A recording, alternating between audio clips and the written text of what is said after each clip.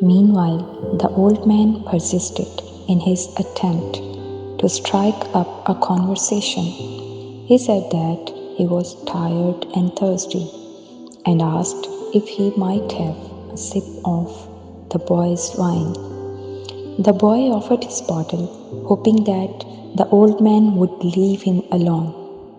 But the old man wanted to talk, and he asked the boy what book he was reading.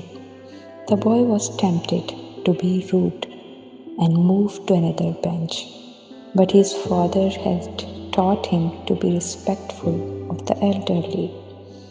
So he held out the book to the man for two reasons. First, that he himself wasn't sure how to pronounce the title, and second, that if the old man did not know how to read, he would probably feel ashamed and decide of his own accord to change benches. Said the old man, looking at all sides of the book as if it were some strange object. This is an important book, but it's really irritating. The boy was shocked that the old man knew how to read and had already read the book.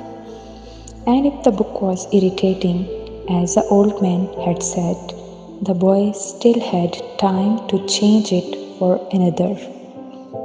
It's a book that says the same thing almost all the other books in the world say, continued the old man.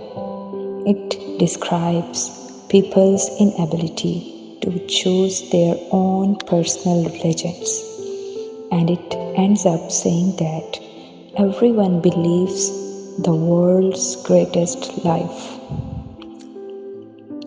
What's the world's greatest lie? The boy asked, completely surprised.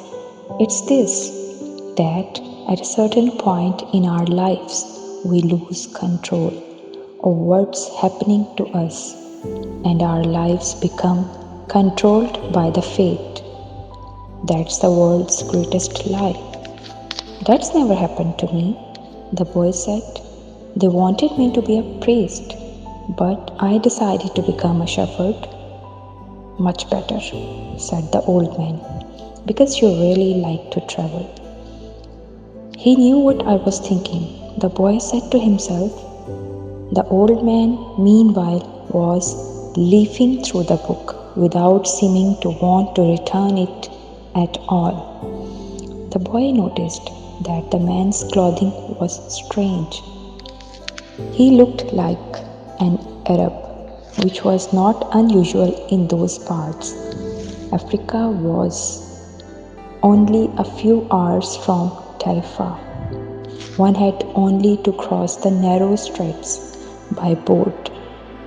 Arabs often appeared in the city, shopping and chanting these strange prayers several times a day. Where are you from? The boy asked. From many places. No one can come from many places, the boy said. I'm a shepherd and I have been to many places, but I come from only one place, from the city, near an ancient castle. That's where I was born. Well then, we could say that I was born in Saline. The boy didn't know where Salim was, but he didn't want to ask, fearing that he would appear ignorant. He looked at the people in the plaza for a while. They were coming and going, and all of them seemed to be very busy. So, what is Salim like? He asked, trying to get some sort of clue. It's like it always has been. No, due yet. But he knew that Salim wasn't in Andalusia. If it were, he would already have been heard of it. And what do you do in Salim? He insisted. What do I do in Salem? The old man laughed. Well, I am the king of Salem. People say strange things.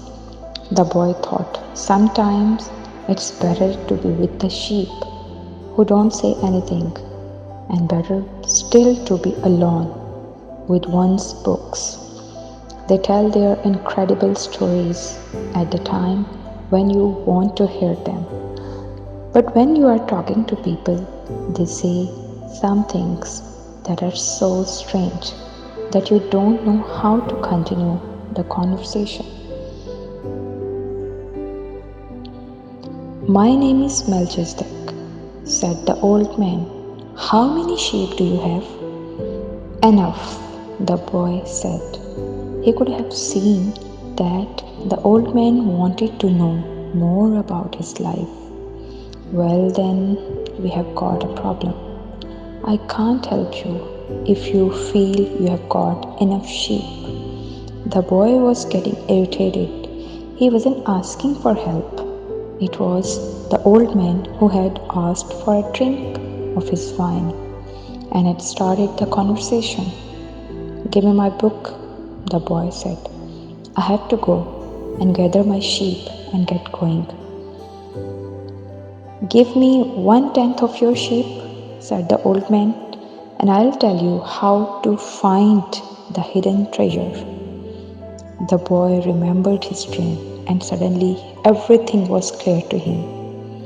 The old woman hadn't charged him anything, but the old man, maybe he was her husband and was going to find a way to get much more money in exchange for information about something that didn't even exist.